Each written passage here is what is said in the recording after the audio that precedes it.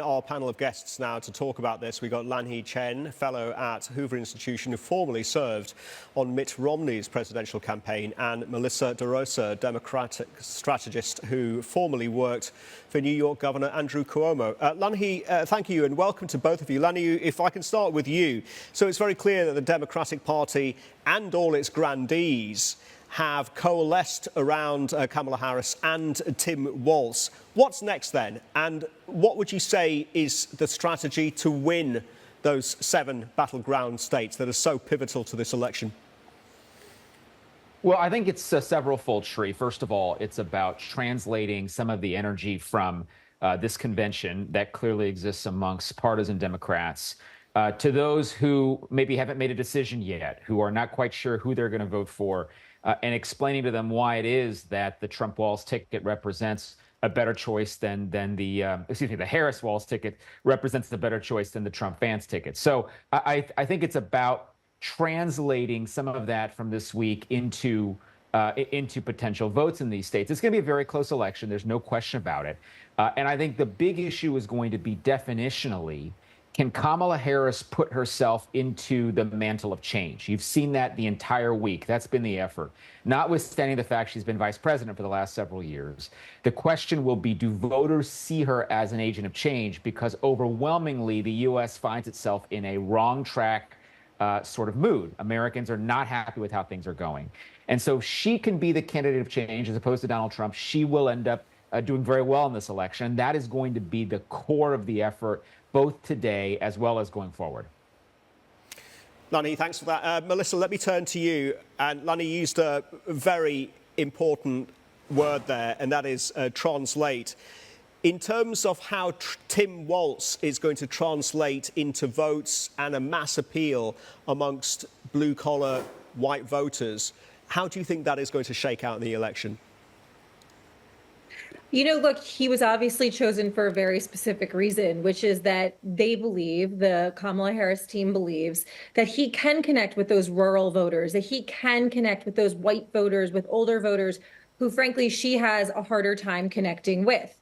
You know, we see in poll after poll, she has done a tremendous job in a very short period of time re-energizing a core part of the Democratic base that had been struggling under Biden, that we were bleeding under Biden.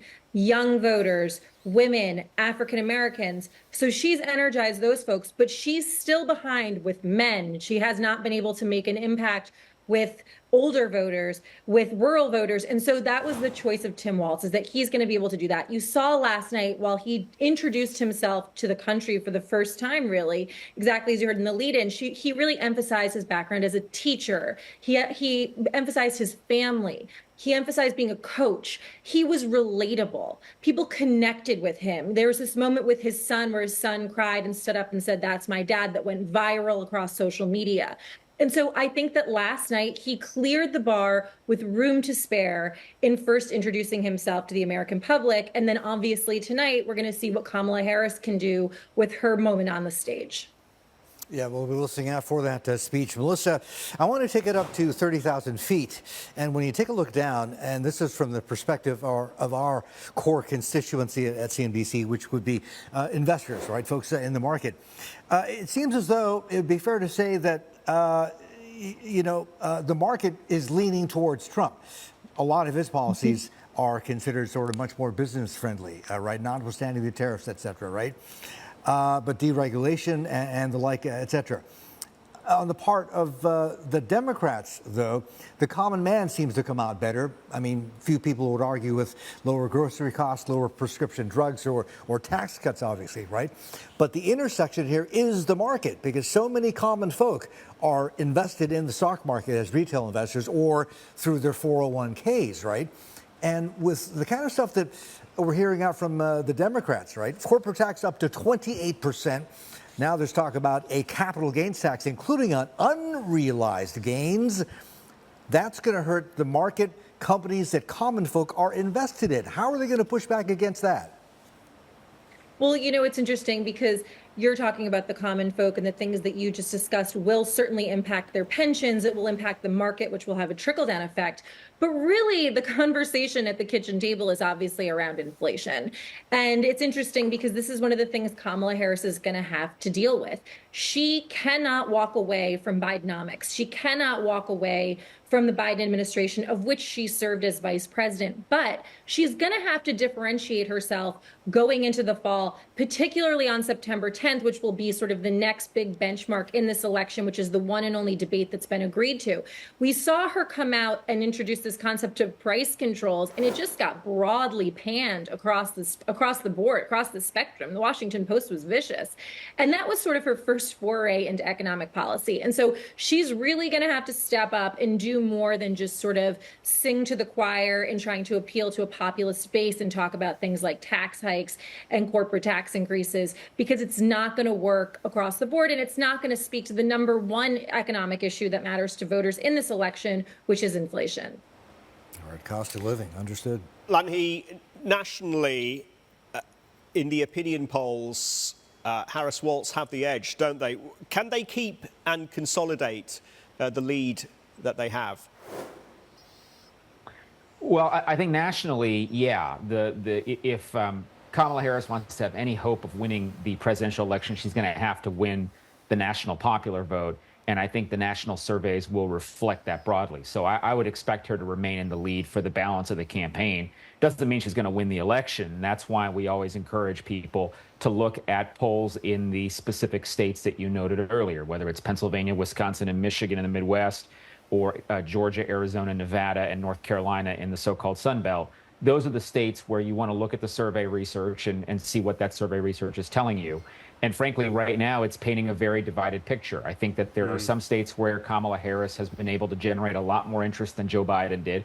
And there's other states where she's running essentially even with Biden, or maybe even a touch behind, like Pennsylvania. So I think that it's really worth looking at those swing states and the pitch that the respective campaigns, the Harris-Walz campaign and the Trump-Vance campaign, are going to make to swing voters, to independent voters in these states. It is very much going to center on cost of living issues.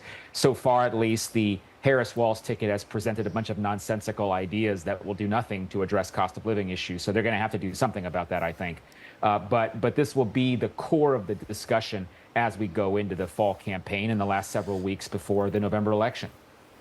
Melissa, what about immigration? Because we all know, highly controversial, highly politicised, and it is showing up in the economic data as well. And our constituency do care about this, whether it's Silicon Valley and the battle for top tech talent being one component.